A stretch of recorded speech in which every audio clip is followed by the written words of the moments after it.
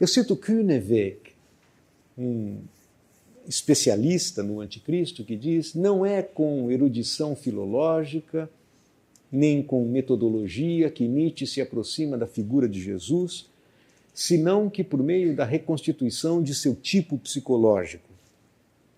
Nietzsche se coloca perante a tradição evangélica de modo totalmente crítico. Sua apreensão da figura positiva de Jesus, o tipo psicológico do Redentor, está fundada em duas passagens bíblicas, Mateus 5,39, Lucas 17,21. Por coincidência, as duas passagens sobre as quais Tolstói faz a sua interpretação do cristianismo.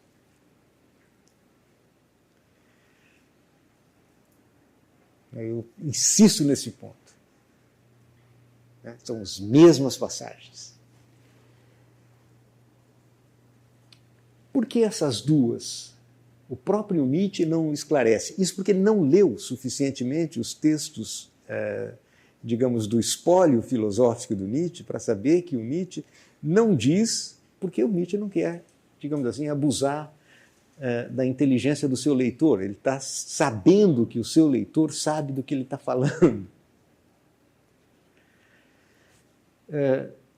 A despeito do seu professado rigor fisiológico, é necessário constatar que a reconstrução ou a reconstituição do tipo do Redentor funda-se em conhecimento intuitivo, em Einfühlung. Isso é intuição. A despeito de eu não concordar com boa parte da afirmação de Kühneweg, isso eu acho que ele tem razão. De fato, Nietzsche intui mesmo o tipo Jesus, e essa intuição do tipo Jesus se dá com apoio, a meu ver, em Tolstói e Dostoiévski. Bom, por que eu digo que eu não concordo com Kühneweg? Porque, de fato, partes consideráveis do anticristo estão fundadas em material científico. Por exemplo, em Julius Wellhausen, como historiador, e em Charles Ferré. Charles Ferré era, como os psiquiatras sabem, o primeiro assistente de Charcot. Alguém com quem o próprio Freud privou e estudou. Então, não é verdade que o anticristo não se aproxima do tipo psicológico com metodologia científica. Não é verdade. Existem várias fontes históricas, várias fontes psicológicas, para mim, não essenciais. Vocês encontram variantes inúmeras dessa interpretação, inclusive algumas, né? Eu posso referir a um orientando meu que está escrevendo o seu doutorado sobre isso, e nós divergimos frontalmente. Esse foi o texto que eu mandei a você, Tânia. Nossa divergência frontal, mas eu acho que isso é muito positivo, em que ele se apoia inteiramente em Ferré. Para mim, não. Eu estou convencido que não. Para mim, o essencial se dá no campo da literatura, e, em particular, Dostoiévski e Tolstói. E, sobretudo, em função da oposição radical à historiografia de Renan.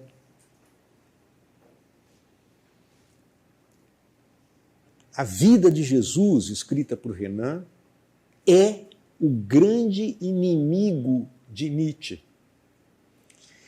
E não só Renan.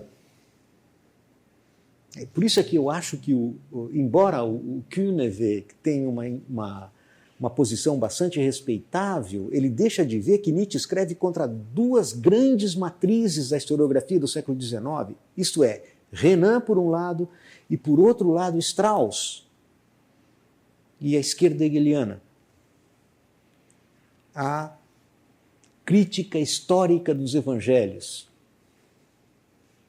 Nietzsche se coloca aí em uma linha absolutamente original e um combate em duas frontes, nesses dois frontes.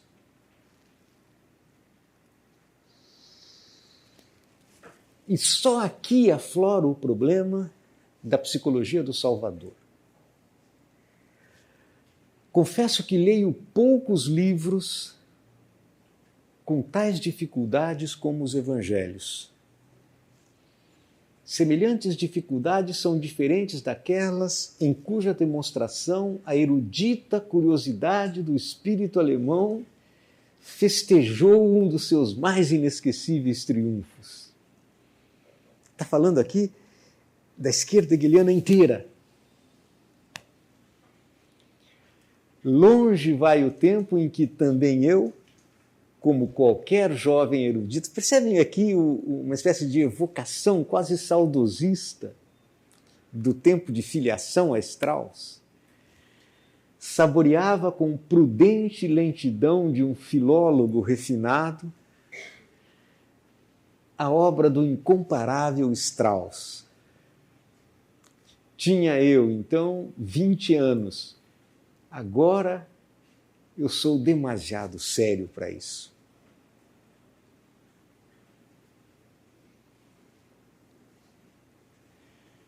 Agora eu perdi toda a casca possível de romantismo. Que me importam as tradições da tradição? Como pode se dar o nome de tradição em geral a lendas de santos? As histórias de santos são a literatura mais ambígua que alguma vez existiu. Aplicar-lhes um método científico, se não existem outros documentos, parece-me um processo condenado a priori à simples ociosidade erudita. Aqui vocês têm Nietzsche inteiro, né? Sem nenhuma casca.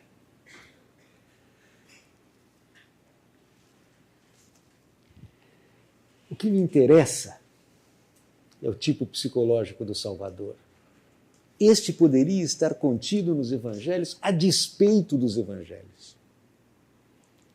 Isso é propriamente hermenêutica, interpretação. Por mais mutilado ou sobrecarregado que esteja com traços estranhos, tal como o de Francisco de Assis, se conserva nas suas lendas, não obstante as suas lendas. Não interessa a verdade sobre o que ele fez, sobre o que disse, sobre o modo como morreu. A questão é saber se ainda nos é possível imaginar o seu tipo em geral, se ele foi conservado pela tradição. As tentativas que conheço de, a partir do Evangelho, extrair a história de uma alma, parecem-me prova de uma detestável frivolidade psicológica. Esse é o psicólogo Nietzsche, né? Essa história de você tentar aplicar o método científico lá onde o método científico é absolutamente inaplicável, isso é uma forma de patranha, de patifaria intelectual. O senhor Renan, o nosso colega lusitano faz uma espécie de cosmética aqui, fala arlequim, o Nietzsche chama palhaço. O texto original é palhaço mesmo. Esse palhaço em psicologies, em coisas de psicologia, forneceu para sua explicação do tipo Jesus os dois conceitos mais inadequados que se podem dar: o conceito de gênio e o conceito de herói.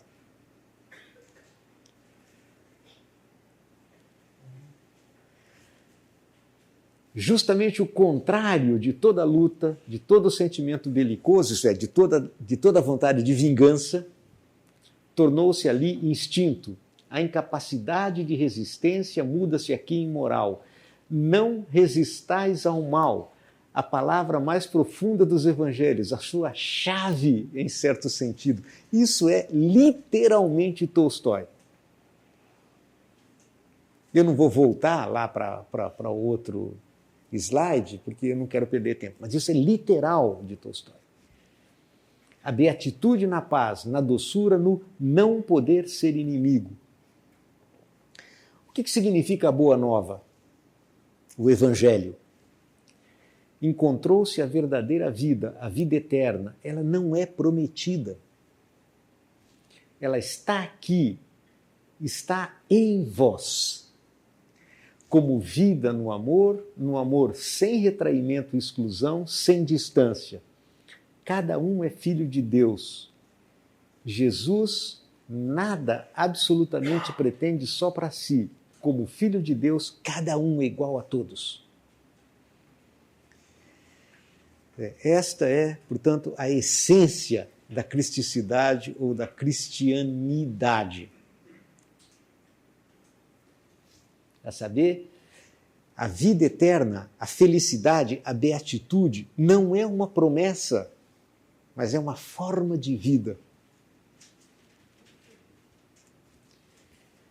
Fazer de Jesus um herói.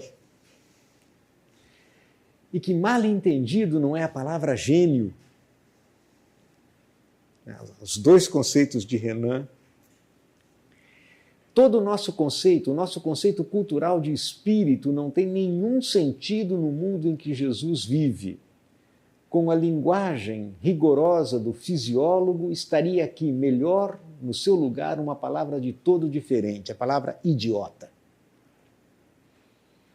Conhecemos um estado de irritação mórbida do sentido do tato que se retrai perante cada ato de contato, perante toda a captação de um objeto sólido.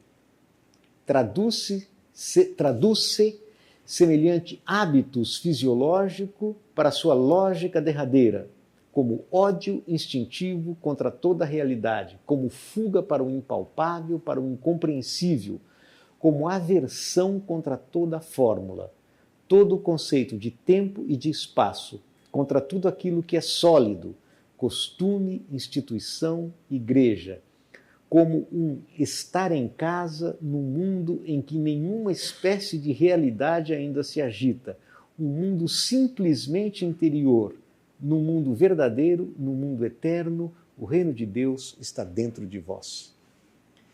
Quer dizer, a linguagem do Cristo é meramente simbólica. Não existe nenhuma referência a uma realidade exterior. Menos ainda a uma instituição. Algo assim como igreja.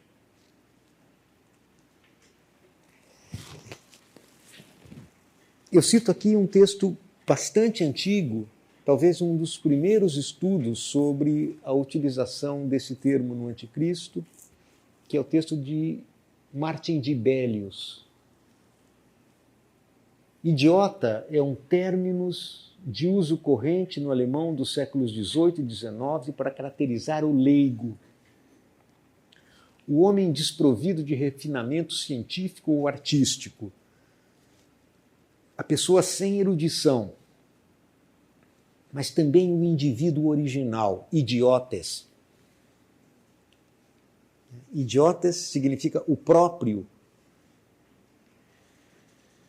aquele que é absolutamente original.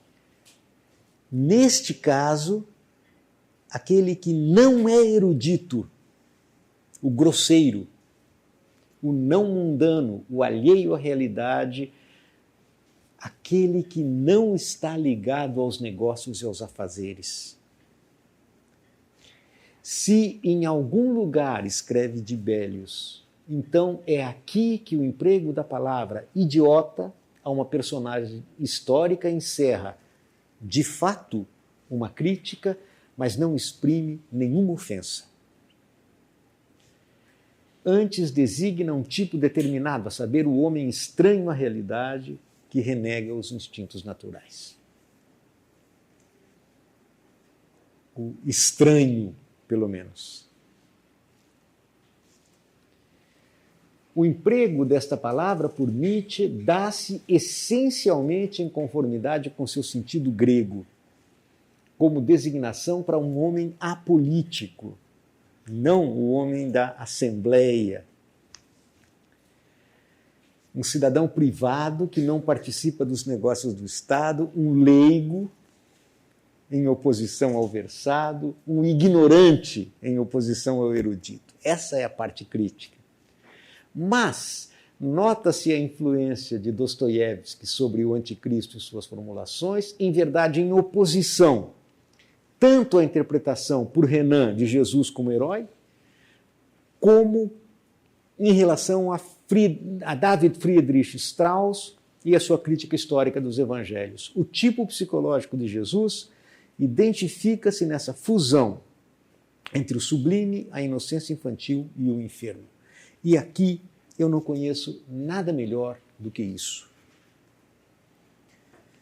Se vocês pegam esta passagem do Idiota, vocês verão que lá o médico Schneider me disse, isso é, disse ao príncipe Mishkin, que se havia convencido inteiramente de que eu mesmo sou uma criança perfeita.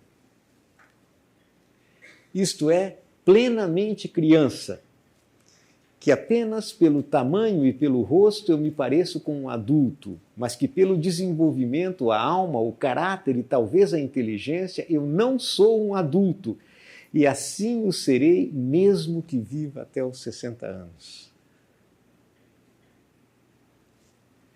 Eu ri muito, é claro, que ele não tem razão, porque que criança eu sou?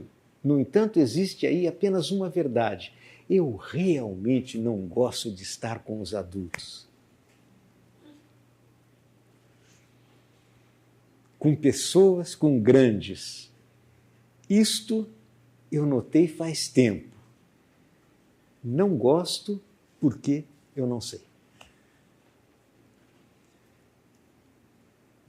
Esse traço absolutamente infantil, né, do príncipe Mishkin é exatamente aquele que Nietzsche percebe em Jesus de Nazaré. Nessa passagem, é notável a semelhança entre o estado do príncipe com o idiotismo que Nietzsche atribui a Jesus. Nietzsche se refere especialmente ao ambiente doentio dos personagens que povoam os romances russos, no qual a escória da sociedade, as doenças nervosas e o idiotismo infantil parecem ter um encontro. Trata-se de um estado de espírito aparentado com aquele de Jesus, segundo Nietzsche. A boa nova é justamente que não mais existem oposições. Veja, isso é Nietzsche. O reino dos céus pertence às crianças. A fé que aí se exprime não é uma fé conquistada. Ela é dada, ela está aí, ela existe desde o começo. É como que um infantilismo recuado para o plano espiritual. Voltemos aqui. Eu não gosto de estar com adultos.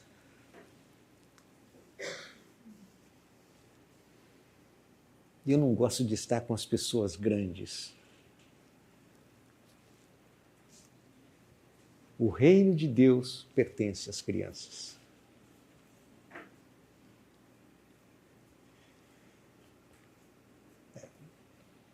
Me parece definitivo, né?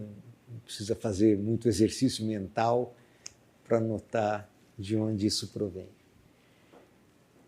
A mente, o coração, foram iluminados por uma luz extraordinária. Todas as inquietações, todas as suas dúvidas, todas as aflições parecem apaziguadas de uma vez.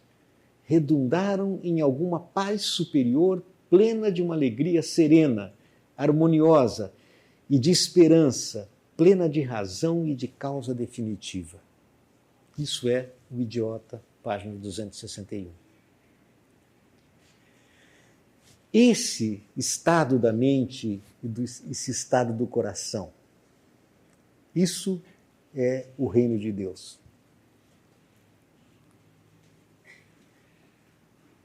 Não é algo que se conquista por penitência, por promessa ou pelo que quer que seja, mas é uma espécie de plenitude, de comunhão no amor com Deus e com os outros. Uma ausência absolutamente completa de distância, de oposição, de,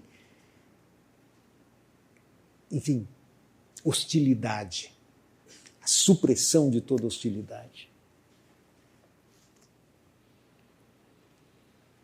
Bom, e aqui nós começamos a adentrar um ponto absolutamente essencial para o anticristo, absolutamente essencial para o Dostoiévski, autor e personagem. Isso é a epilepsia. Um estado acerca do qual nós até hoje não temos muita clareza do que ele significa.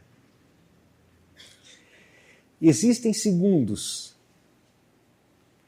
apenas uns 5 ou 6 simultâneos, em que você se sente de chofre a presença de uma harmonia eterna plenamente atingida.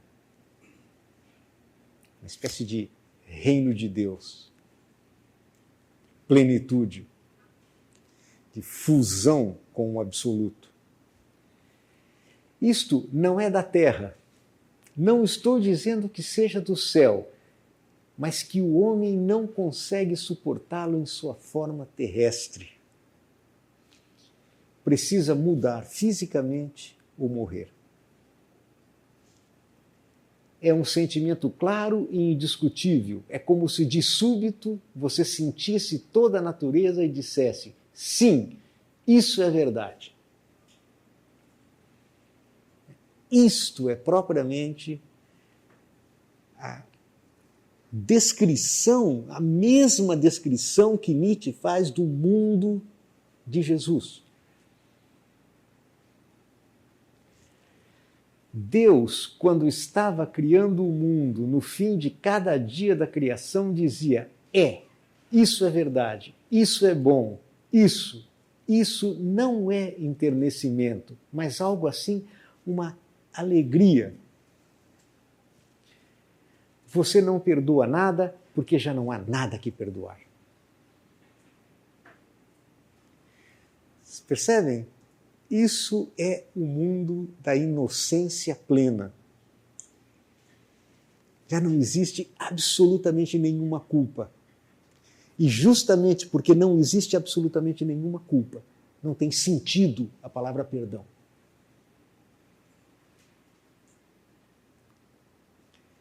Tá?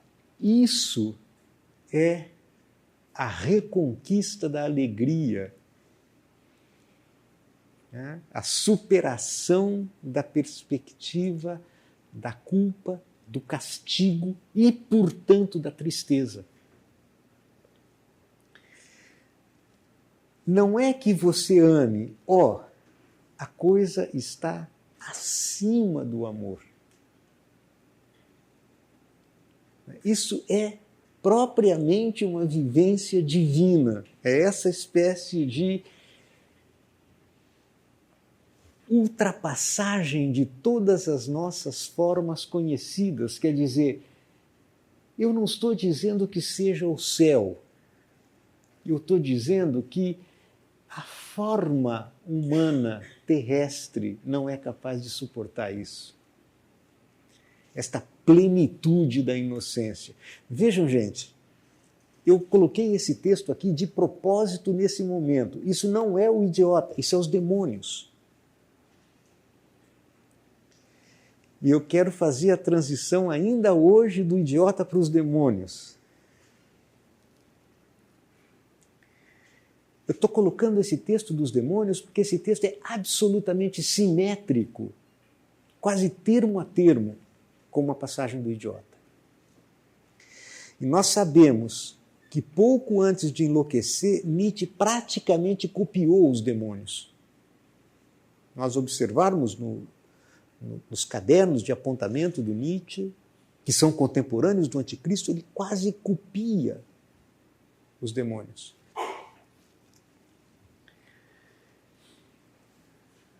O mais terrível é que é extraordinariamente claro e há esta alegria.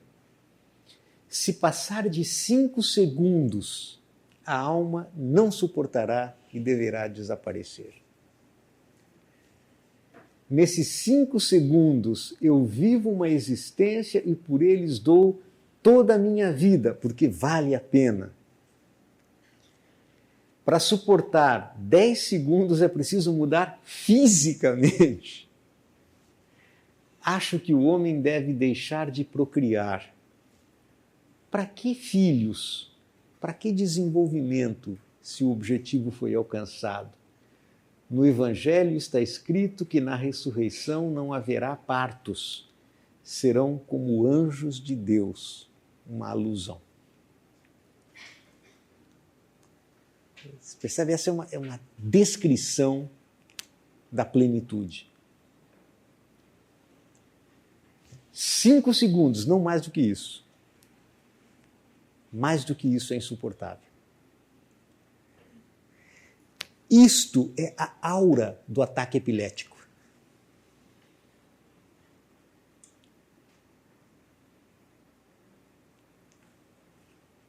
Essa é a descrição exatamente dos 5 segundos que precedem o ataque.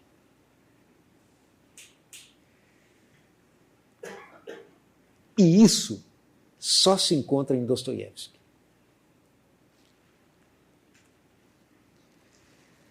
Refletindo mais tarde sobre esse instante, e aqui é o idiota, já em estado sadio, ele dizia frequentemente que todos esses raios e relâmpagos da suprema autossensação e autoconsciência, e, portanto, da suprema existência, não passam de uma doença, de perturbação do estado normal, e, sendo assim, nada tem de suprema existência, devendo, ao contrário, ser incluídos na mais baixa existência. E, não obstante, ainda assim ele acabou chegando a uma conclusão extremamente paradoxal. Qual é o problema de ser isso uma doença? Qual é o problema se essa tensão é anormal? Se o próprio resultado, se o minuto da sensação lembrada e examinada já em estado sadio, vem a ser o cúmulo da harmonia, da beleza. Dá uma sensação inaudita e até então inesperada de plenitude, de medida, de conciliação e de fusão extasiada e suplicante com a mais sublime síntese da vida. Bom, Yara, aqui você vê o Wagner, né? Ecoando aqui por detrás, e o Nietzsche lendo Dostoiévski, ouvindo Wagner nesse momento da vida. O que importa? Não tem a menor importância se isso é doentio. É doentio, certamente é doentio.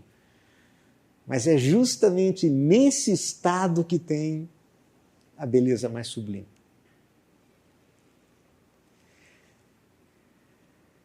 Portanto, não dá, absolutamente não dá para ler Nietzsche de forma maniqueísta, como se você pudesse acusar o lado da doença, etc. Pelo contrário, ele está narrando o ataque epilético aqui. Refletindo sobre isso, a construção do tipo Jesus é justamente a partir daqui.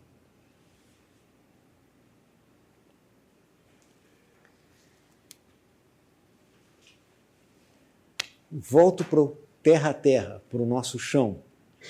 E aqui Ferré, para a satisfação dos psicólogos. Isso é um caso de puberdade retardada. Vocês percebem?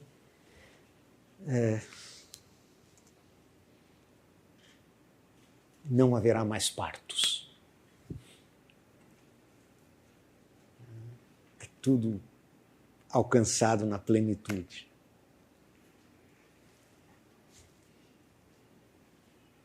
É um caso de puberdade retardada e não desenvolvida no organismo como consequência da degenerescência. É familiar aos fisiologistas, pelo menos. Está citando aqui literalmente Ferré. Como quem diz, olha, podemos nos valer também de fontes que são fontes científicas para explicar esse tipo psicológico, figura psicológica. Mas atenção, talvez aqui, em Petersburgo, também me achem uma criança, que achem. Também me acham um idiota, sabe-se lá por quê. Eu realmente estive tão doente naquela época que parecia mesmo um idiota. Mas que idiota sou agora quando eu mesmo compreendo que me consideram um idiota?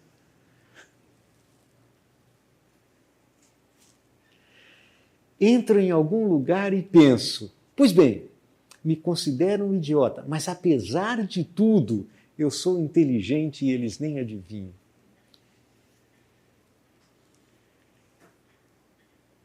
Que idiota é esse que se sabe idiota? Certamente é alguém que é menos idiota do que aqueles que o julgam. Percebe como é impressionante isso, gente. Eu acho que valeria a pena realmente a gente manter isso diante dos olhos. Dostoiévski de novo. Por outro lado, o príncipe é diversas vezes descrito como um indivíduo do mais circunspecto juízo e um refinado observador dos sentimentos mais profundos que afligem aqueles que o cercam e que o tomam por pueril, o que sempre o surpreende. Como declara um personagem, Keller, em um dado momento, um jeito tão simplório, tamanha ingenuidade que não se via nem na idade do ouro e, de repente, penetra o homem de cabo a rabo como uma seta, com uma psicologia tão profunda na observação. Percebe, então, é uma figura infantil, é uma figura doentia, é uma figura sublime e é uma figura absolutamente inexplicável, porque ela é capaz de penetrar na alma dos outros como uma seta profunda. Sem erudição, por isso idiota.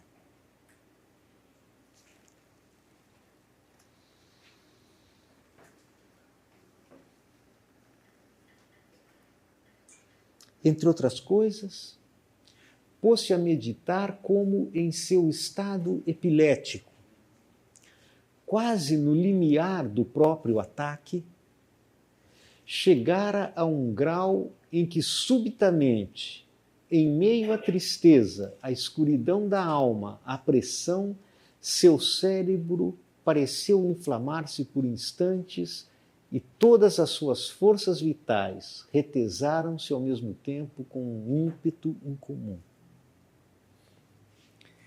A sensação de vida. Aqui eu errei aqui, esse L não existe, tá? De autoconsciência quase decuplicou nesses instantes que tiveram a duração de um relâmpago. De que isso era realmente beleza e súplica, de que isso era realmente a suprema síntese da vida, ele não podia duvidar, e aliás, não podia nem admitir dúvidas. Esse é o estado, portanto, limiar do ataque epilético. Um estado de certeza suprema, um estado em que todas as suas forças se retesam, um estado de suprema síntese da vida em que não há dúvida. Isso é exatamente aquilo que Nietzsche descreve como sendo a mensagem evangélica de Jesus. Um estado do coração, uma plenitude, uma comunhão universal com Deus e com os irmãos. Um estado, portanto, de suprema síntese da vida, sem separação. Confundir isto com uma fé, com um conteúdo de fé, é simplesmente não compreender absolutamente nada deste tipo psicológico.